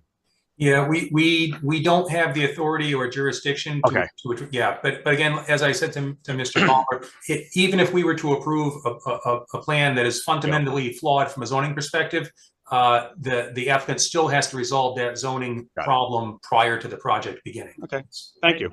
And just very briefly, Mr. Chairman, Sure. An applicant is allowed to extend use 30 feet into the next zone, which is how that would be permitted. Thank you. I see no more hands raised. Mr. St. Andre. And if you unmute yourself, there we are. Good evening. Okay. Yes. Hi. John St. Andre, 14 Schuyler Drive. I was just wondering from Mr. Orzel. I noted that in the earlier report from Lucas Engineering that there was some evidence that the eastern detention basin had evidence of that it was a vernal pool.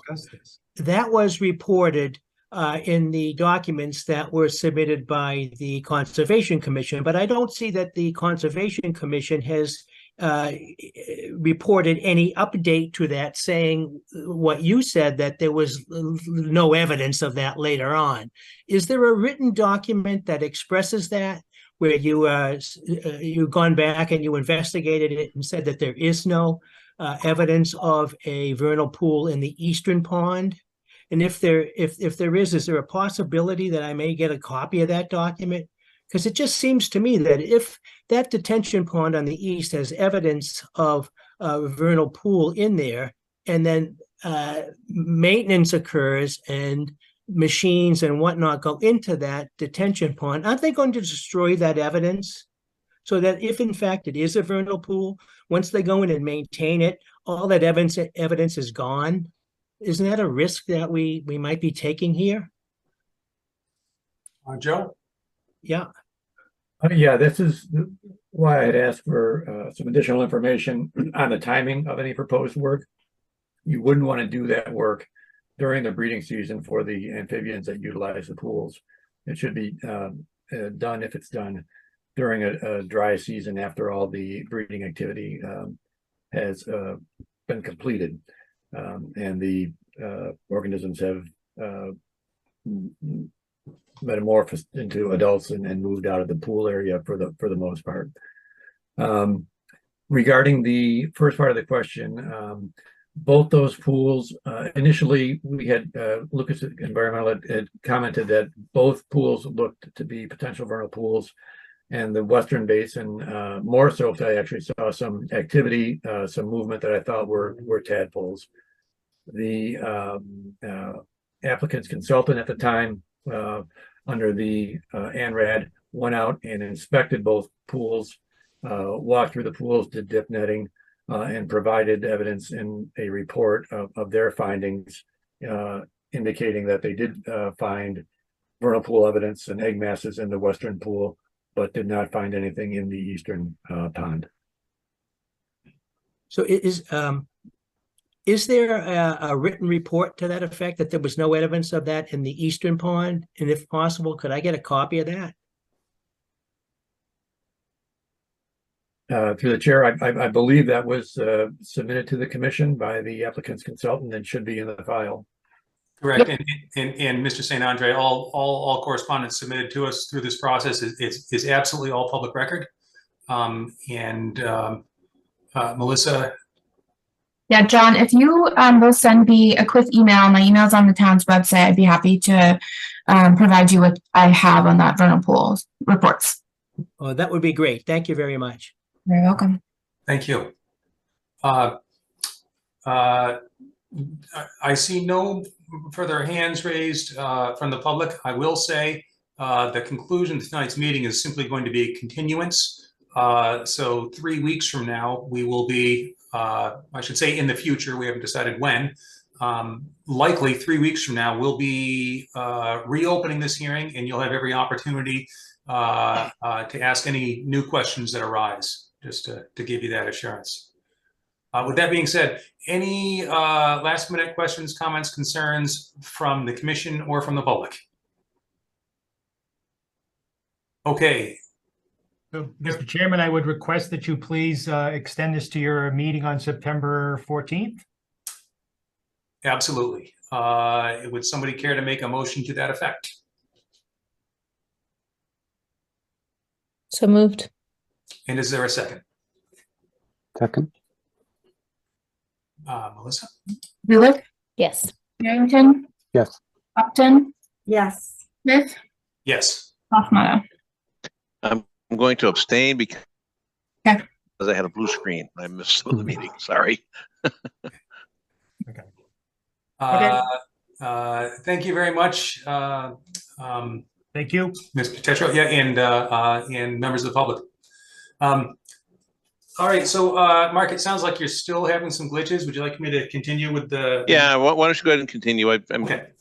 Having some internet flakeability here. I'm not sure what's going on. Will do. So Melissa's laughing at me. I don't know. Request for under new or continued business, request for certificate of compliance, 7 Clemens Street. Melissa, do you have the lowdown? Yes, and they are here, so let them just load in for a second.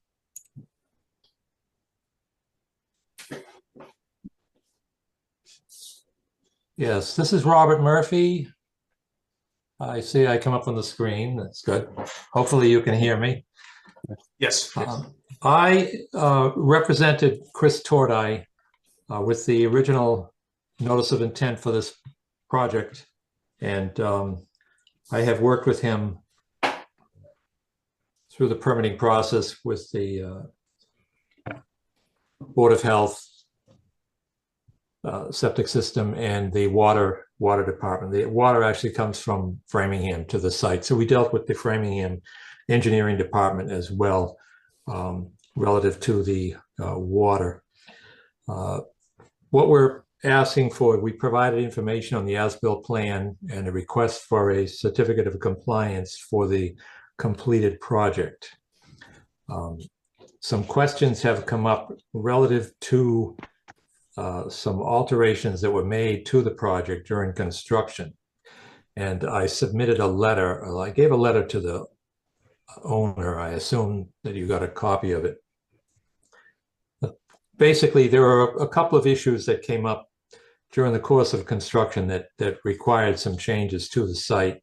We did not consider them to be major at that time. One was the location of the telephone pole was installed. It was located and installed by the utility company in the position because this pole serves two homes. It serves the home in the back owned by the previous owner, Purpura, and there was a telephone pole pretty much in the middle of the existing house, or the proposed house in the yard in front. That pole had to be removed, and as a result, the overhead wires, all the electrical service to the house in the rear had to be replaced. And as I say, the utility company put the pole where they did relative to other poles. And so we installed the underground electric conduits for both houses, came directly off that pole. They were a little bit further to the west. But again, there was no work within 20 feet or any of the restricted areas. It was a temporary trench. It's covered over. It's grown with grass now. You wouldn't know it was there unless I told you. But we considered that to be a temporary impact. Another point to be made here is this intermittent stream is actually a trench that was dug by a previous farmer in order to drain a field that was to the west of the property. They had a low wet spot, which would have been a wet field in the spring. And it was customary for farmers to basically dig a trench and drain them. So this trench passes through the corner of this property, and it is now considered to be an intermittent stream. However, the way the site grades, there's no drainage from the site toward this stream at all. All of the drainage from the site flows in the other direction to the east. So while you do have an intermittent stream and a buffer zone, there's been absolutely no impact upon that stream based upon the work that we did. Another issue that came up was the location of the driveway. Mr. Tordai called me a couple of times relative to the traffic. The cars coming up from the Pine Street area, coming up Clemens, were coming by the site pretty quickly. And we had a visibility problem at the corner. So the driveway was pushed a little bit to the west, not for reasons for ease or anything like that. It was moved to the west because we needed more site visibility for the safety of the new homeowner who's going to be taking a left-hand turn out of the driveway. So we moved the driveway up about 15 feet to the west. Again, the driveway poses no problem for the wetlands because the drainage flows in the other direction. One point that could also be made is that in order to, at the request of the homeowner in the rear, we moved the building, the driveway, the utilities, everything. We pulled everything towards Clemens Street, 18 feet, so that we could have have less impact to the trees and the shrubs growing between the two houses now. And that resulted in less impervious area for the driveway, and also allowed more vegetation on the site, for especially between the rear of the property to the current owners. That the house in the rear is Propura. Other than that, once the site was finished, a point did come up that there was considerable amount of invasive species. There's roses and Oriental bittersweet vines growing all over everything. In fact, there's still quite a few out there. But we felt that we could basically take those out without changing the topography, without altering the land, other than removing the invasive vegetation. And we did replant those areas with grass. And I know if you look at it from a point of view of a Google photo, it looks like the area was altered, but it really was not altered to the point of being a detriment to the wetlands, because we removed the invasive species, planted it with grass. We also had a problem with a couple of large pine trees on the site that had to be removed. We had a certified arborist working on the site, removing the trees. And he pointed out a couple of the trees that were in poor condition and were extremely tall. And they were what we call top heavy. And it's not really a case of if they fall, it's really a case of when they fall. So we took down a couple more pine trees. And again, that was for safety reasons for the house. As a result, we planted additional arborvitaes and native species, black birch, more additional native trees on the site, more trees than had been on the approved plan. And again, that was at my request, to offset removal of the pine trees. They had a couple of the trees actually blew down. They had to take them out. But I believe that kind of explains some questions that came up relative to alterations to the site. A couple of points that I could make as well is that the entire roof drainage, 100% of the roof drainage goes into Caltech chambers at the front and the rear of the house. And you get 100% recharge from these storms right up to the 25-year storm. And that in itself made quite a bit of a reduction as well in the potential runoff for the property. With that, I'll hand it back to the chair and answer any questions that you might have. Thank you, Mr. Murphy. Melissa, care to go through your comments? Where do we stand? Just hit Joe. Joe did this one, so Excuse me. Nicely pass it off to him. Joe? Sure. I think Mr. Murphy touched on a number of the comments, but I'll go through just to mention some of the points that we had brought up. I had noted that during the notice of intent process that there was language that the work would constitute no more than 40% of the total lot area. And it was just mentioned that based on a Google Earth aerial photo, it looked like, there was more than that, maybe roughly 60% of the lot. But apparently from what was just described, a part of that includes areas where invasives were removed and that have now been established as lawn. Regarding the driveway, although it was shifted forward, it also was shifted further into the buffer zone.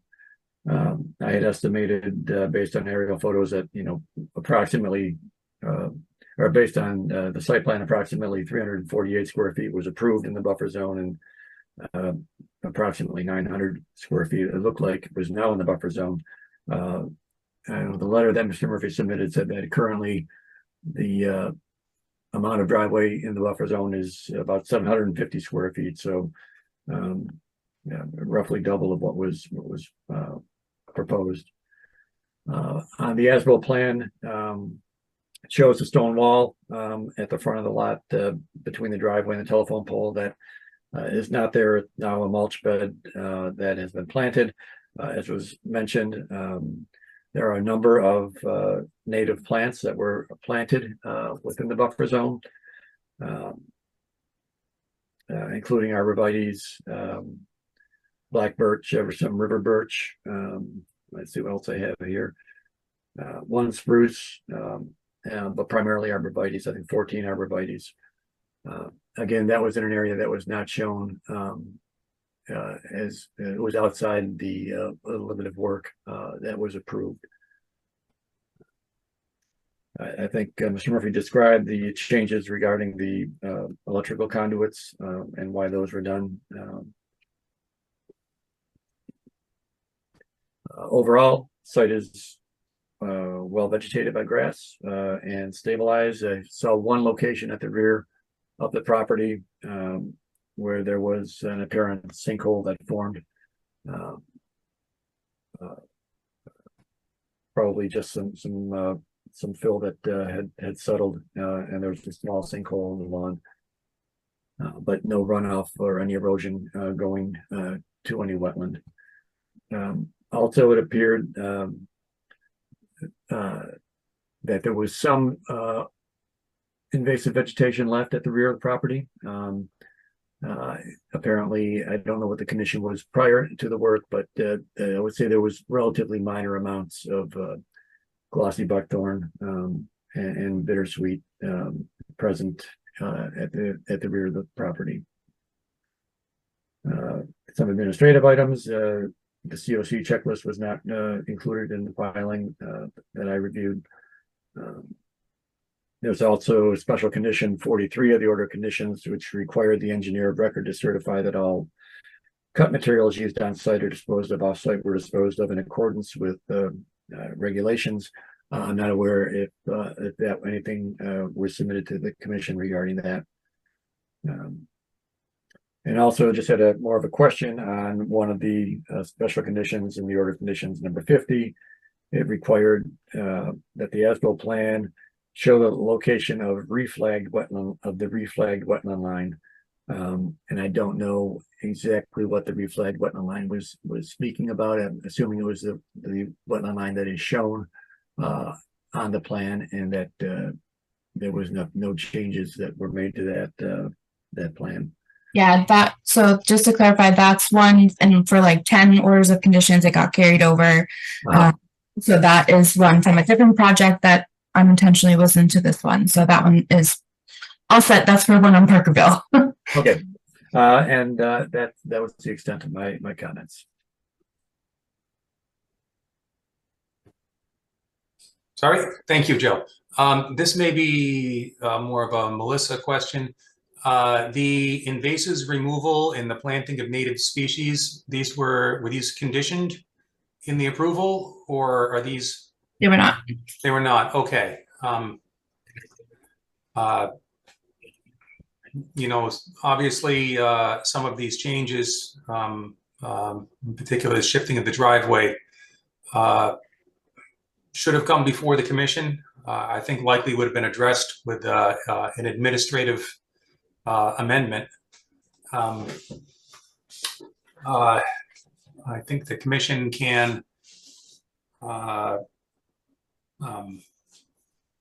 perhaps look at some of the invasives eradication and the planting of native species, perhaps going some way towards mitigating for that. But I'm curious what the other members of the commission feel.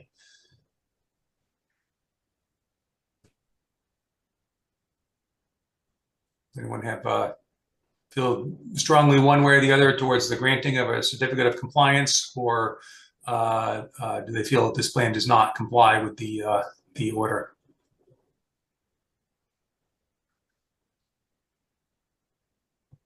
So the invasives that were removed, were those in the buffer zone or were those elsewhere on the property? They appear to have been, and correct me if I'm wrong, Mr. Murphy, the invasives that were removed were in the buffer zone, at least in part, correct? In part, the outermost portion of the buffer zone, yeah. 90 to 100 feet. But the majority of the invasives that were removed were outside of the buffer zone. Okay. Toward the rear of the property. Another point, I don't know if you take it as a big point or not, but over towards the right rear of the site, I noticed that 2 different times when I was out there were cardinals nesting in that area.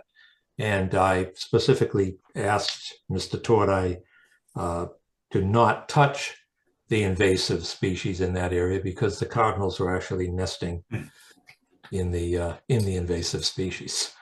So we kind of left that area to the right rear. We left that alone, but the that area was actually outside of the buffer zone. Thank you. So yeah, I'm not hearing any strong feelings either way from the commission. I would like to echo your sentiment that it's a positive development to be planting a significant number of native trees on the property. Yeah. It's a very responsible step forward for the landscape. Thank you. I see there are a couple of folks in the audience. If you're here to speak on this evening, please just raise your hand and we'll promote you up. And does not appear so. Any more questions, comments, concerns from the commission? So I guess we're looking for a motion to issue a certificate of compliance. If somebody would care to do the honors. So moved. Thank you. And is there a second? Second. Thank you. Melissa? Zulik? Yes. Barrington? Yes. Upton? Yes. Smith? Yes. Hoffman? Yes. Right. All right.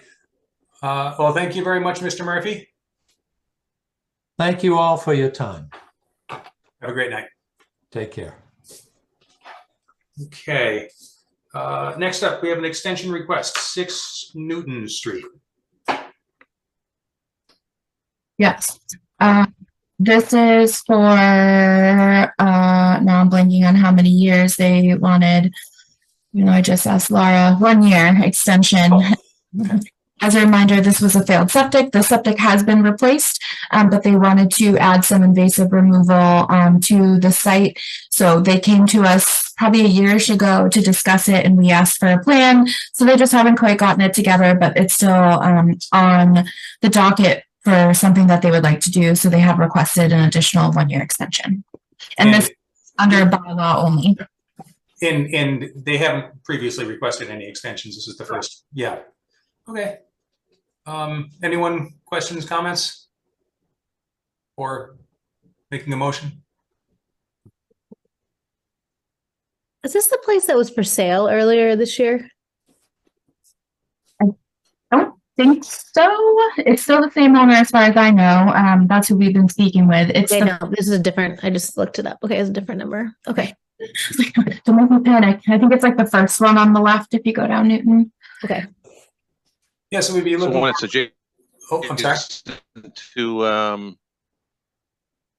was going to say, so when it's adjacent to this property. Yeah, there's just another failed septic I think I knew that I was made aware of. So I was just conflating the two. Thank you. Yep. My internet is terrible tonight. I don't know what's going on. Works all day for work. I have no idea. You tired it out. I apologize. Huh? I don't know what's going on. It's freezing. People are disappearing. I don't know. Very concerned for you, Mark. All right, would somebody like to make a motion to grant a 1 year extension to the order of conditions at 6 Newton Street? So moved. And is there a second? Second. Thank you. Melissa? Zulik? Yes. Barrington? Yes. Upton? Yes. Smith? Yes. Hoffman? Present. Oh, We get them, we get them. If not, we still got it. all right. He looks positive. Oh, Yep. Mark, was that a yes vote, Mark? President got we'll get the Okay. yes in about 5 minutes. Okay, next up, mitigation updates for the violation at 38 Presidential Drive. Yeah, so they've just had some personal items going on, so I'm still working with them. She has done a deep dive into that plant list. I'm so impressed, and she's very carefully trying to consider which will work the best for the spots. So there's still progress being made, and I think early next week we're gonna do another sit down and discuss kind of what her final choice for plants are, and come up with a little bit of a planting plan. So they've been working on that sand. The time with some health issues, they've been a little bit behind, but still cooperative and still on top of it. Great news. Great news. So progress is being made. Okay. So no action necessary there. Next up, we have an extension request from 84 Main Street. And this extension is for 2 years. They stated in their letter that they wanted some ongoing invasive, just to make sure that along the bank is still up to snuff. And I think I talked with Michael Weishan and clarified a little bit that the cleanup of that roadside swale from the Main Street project isn't covered by this notice of intent. It's by the Main Street notice of intent. So regardless, that's still okay. But they're still asking to extend the 2 years, so also we can rectify the restrictive covenant issues as well. Okay. Anyone have questions or comments on the granting of the request? Is this one covering the new construction at the back of the property as well? Or I drove by and it looked like there was a new structure going up on the back of the property, but that might be I will double check because I'm not aware of anything new going up, but that might be he has some historic trellis. Oh, no, it looked like a pool house or something, maybe. Oh, it may be the pool house. I think that might have been permitted a while ago, and it's just outside the 100-foot. But I will double check, and I'll check with building as well if it is an actual structure. I don't remember. I remember signing off for the pool, but I'll double check about a pool house. Okay. I guess if we granted an extension, of course, we're only extending the actual order. Anything that's constructed outside the order, we're not somehow granting permission to. Yep. Yeah. Okay. I was hoping the answer was going to be, oh yeah, we know about that. We could. It just might have been permitted last year, but so I want to make sure. Yeah, I have the most distant recollection. I remember the pool when they built it. It ended up like 18 inches, into the buffer zone, I cannot recall if there was a pool house proposed with it or not. It wouldn't surprise me if there was. I don't have the plan on my computer. I can't look it up. Any other questions, comments, concerns? And if not, would somebody like to make a motion to grant a 2-year extension to the order of conditions at 84 Main Street? So moved. I got it. Well, and second? Second. Thank you. Zulik, Yes. Barrington, Yes. Upton, Yes. Smith, Yes. Cosmato. Yes. Yay. All right. Did it work? It It did. Moving along. Unstable again. Restrictive covenant at 84 Main Street. Oh, good. I don't know. So I wasn't obviously at the last meeting. I don't know if any ground was covered then. Where do we stand, Melissa? Nothing was really covered at the last meeting, so I sent off to you guys. You know, we had our discussion with town council, and so it seemed to be the consensus of we the proposal that was given to us of a 2-to-1 ratio is legal. It would be a viable option for us to pursue. And so reviewing some of the documents that have been submitted to date, I did have some, I think, initial steps that, if we don't want to get too in depth tonight, we can at least authorize to move forward, which would be to create an as-built plan of the actual entire area of the restrictive covenant. They only provided a very small area where the generator building and the parking is. So I think having them submit a current as-built with all the structures on it, and then submitting also a plan of what that 2-to-1 would be. And then that we can kind of go from there. I think at a subsequent meeting, you guys can still decide if there's other measures or mitigations that you guys want to take. So this isn't in any way saying this is the absolute, stretch we're going to be, but if that's an acceptable path, I think, at the very least, we need to get an understanding of everything that's within that covenant area. So that as-built plan, and if they want to be proactive and provide a proposed, 2-to-1 and what that would look like, that might be, beneficial on both parts for now. Okay, great. In that plan would, we should just make sure it's got a PLS stamp on it. That sounds like a great first step, and then we use that to work from. Yep. Does that sound like a plan to everybody? I see heads nodding. Fantastic. Yeah, so we don't need a vote, I don't think, to make that request. Yeah, I think that's pretty consistent with what we've been discussing. Yeah. And would be neat for the order at some point anyway. So yeah. And if they want to, make the proposal where the 2-to-1 area is, and I'm sure if it's reasonable, you feel comfortable with it. And if we don't, we can work with them. Yep. Okay. Sounds good.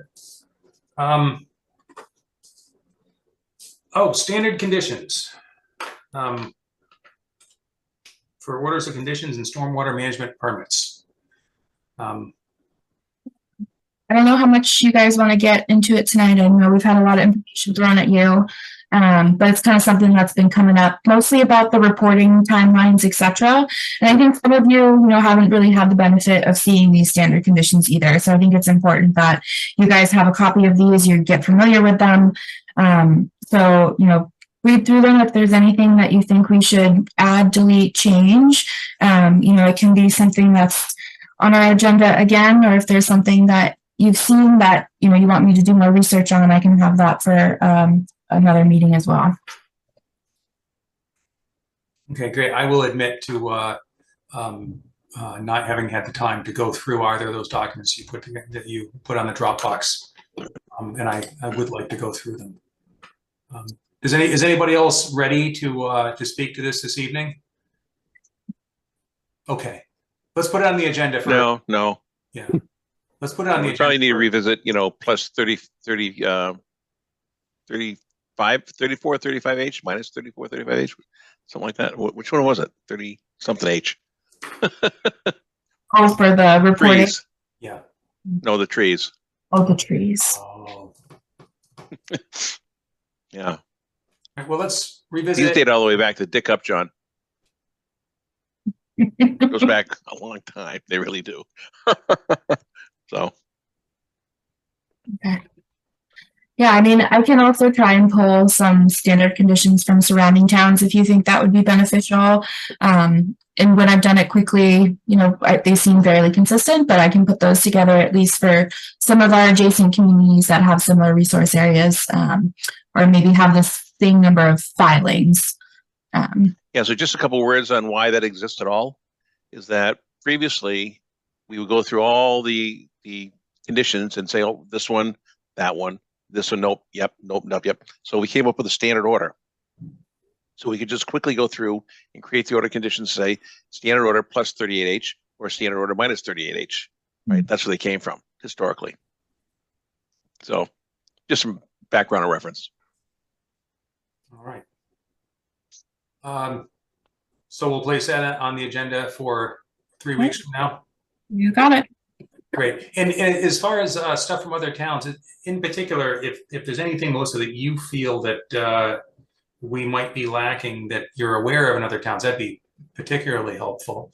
I know, Westboro has not quite the same extent, but an interesting mix of resource areas that they protect between Chauncey Lake and then the Cedar Swamp and all of that. It strikes me that they may have some good material for us to look at, just to sort of contrast and compare. Yep, I will do the boroughs at the very, very least, but probably Hopkinton and, Ashland and stuff like that. Thank you.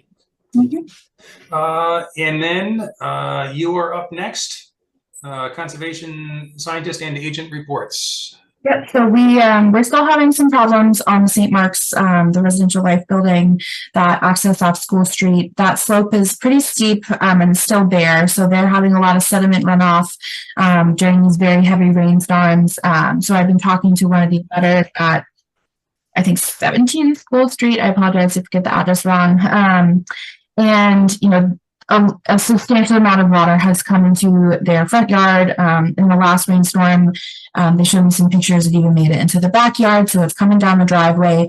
The last storm, it even made it a little bit further down the road. So I took another ride by this morning after talking with one of the residents at that property on School Street to just take a look. It's one of those sites where at this point, from what I've seen, it's kind of counterintuitive, but you don't want silt sacks in the catch basins right now. I think they were there for one of the storms and they had to punch holes in them because they were just back flooding. The amount of water, raised the manhole that was in the road. It's just an incredible amount of water.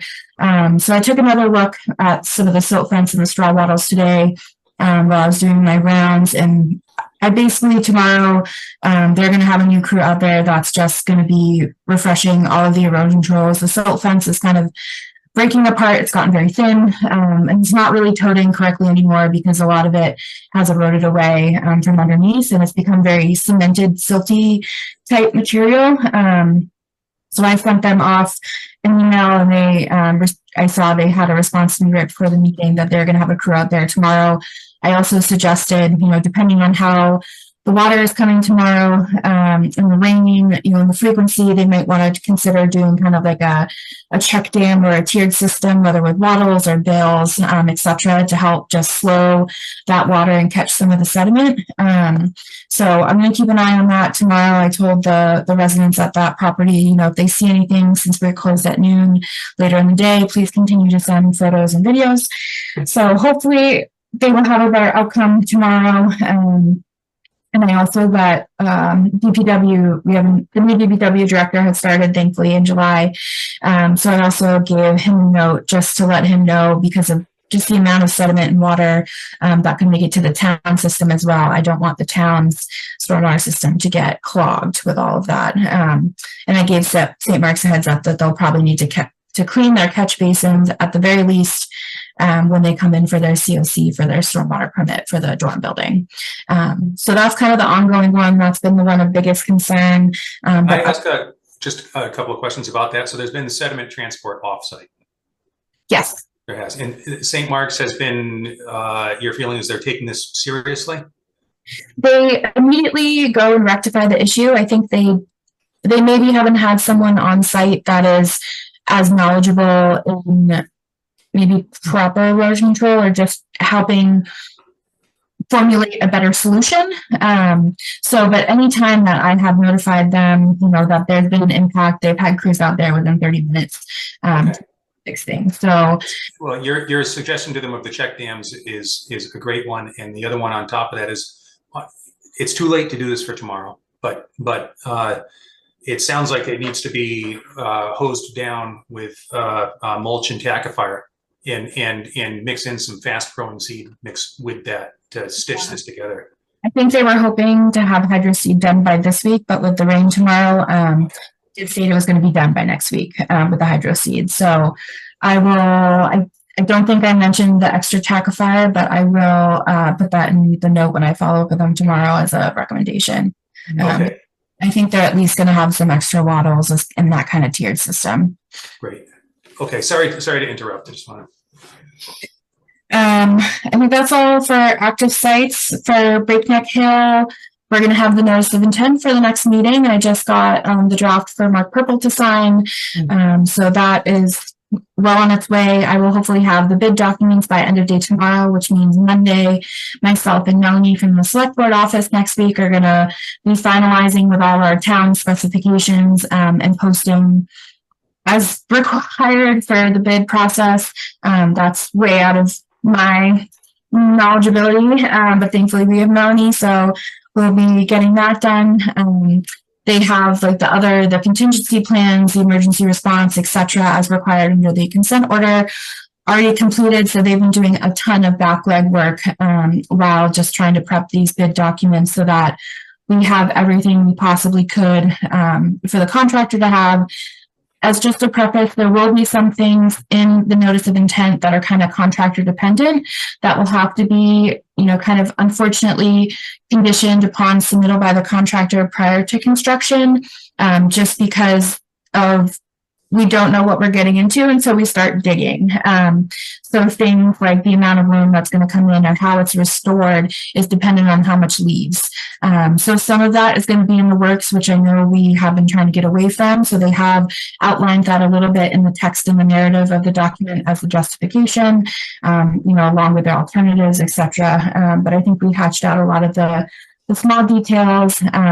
So I will also be sending that to stewardship once I get the final package, just so they're aware. And we've had a lot of conversations with TRC about, once a contractor is chosen, they do have to work closely with stewardship to ensure that those trails and their meadows are protected.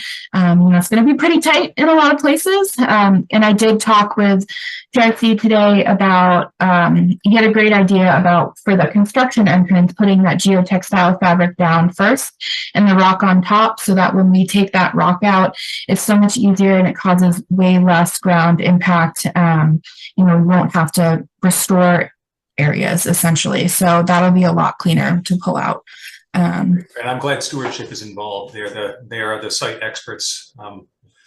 So I'm glad to hear that they are.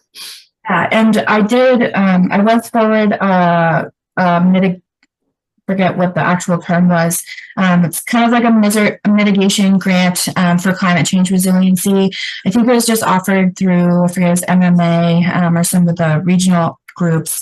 Since, the kind of downside of this project is we don't really have an ability to know what the restoration is going to look like.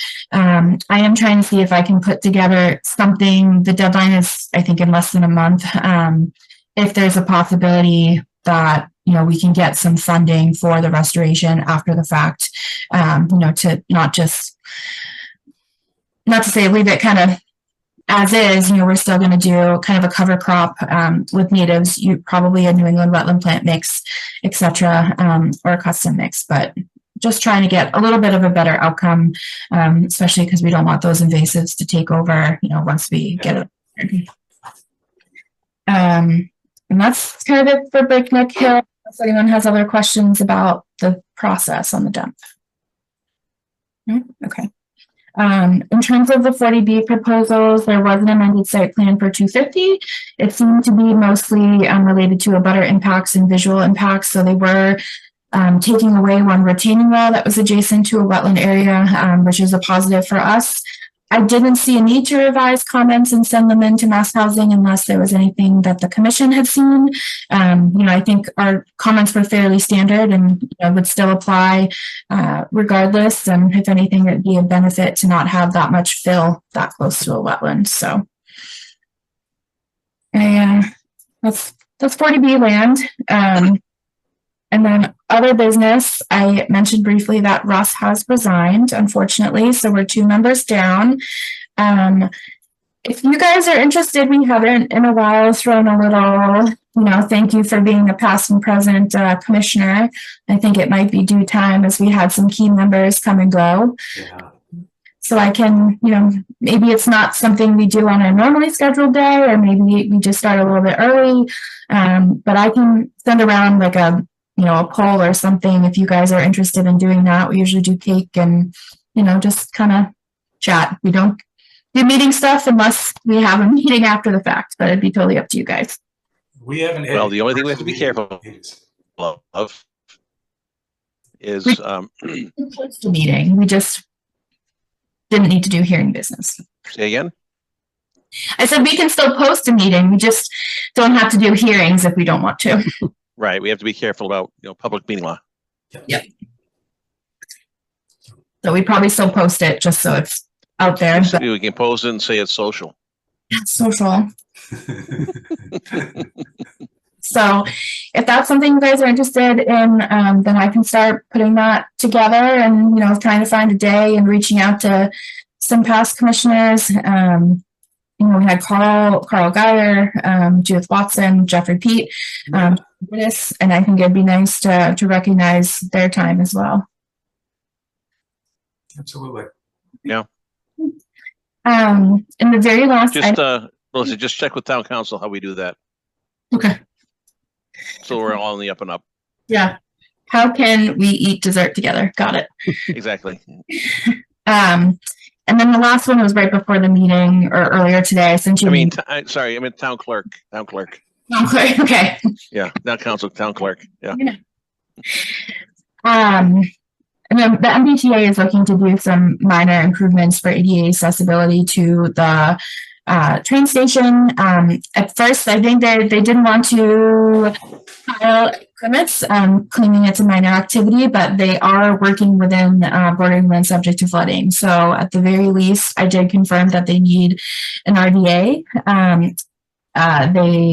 If there's, if you are more preferring an NOI, I think they said it's like 34 square feet is the new cement pad by the electrical building in the BLSF. Everything else was, I think, partly in riverfront, but everything else was buffer. So if you guys are okay with RDA, or if you would like to see a notice of intent, it's very limited scope, but it is floodplain, so it is a little bit different. In all honesty, they'll claim exemption from just about anything anyway. Not to be cynical, but well, just spot on. Yeah. So, an RDA, it's not like we'll have any more teeth with an NOI. At least with an RDA, we'll be somewhat involved in the processing and talk with them. We'll know what's going on, and if they're doing something, that's really egregious, we can steer them in the right direction. All right, so I will double confirm with them about the RDA, and I think that is all that I have for tonight. All right. Anybody else with any other business that you want to address? And if not, it's time for everybody's favorite Melissa motion. had one other topic. Oh, did I forget one? Organization? Oh, I did put it on the agenda. I didn't know if you wanted me to. We can do it next time. Okay. All right. I will put that on. We have a reorg in the and it pinged my memory because I had all these blue screens. You had time to think. Yeah, I'll put it on. Ben stepped in. Awesome job, Ben. Thank you. Oh, thanks. That was our reorg. Right. All right. And I always forget that as chair, I can make a motion. So I'm going to make a motion to adjourn. Somebody cares? I'll second it. Zulik. Yes. Barrington. Yes. Upton. Yes. Smith. Yes. Osmato. Yes. Alrighty. Have a great night, everybody. Good night, everyone. Bye.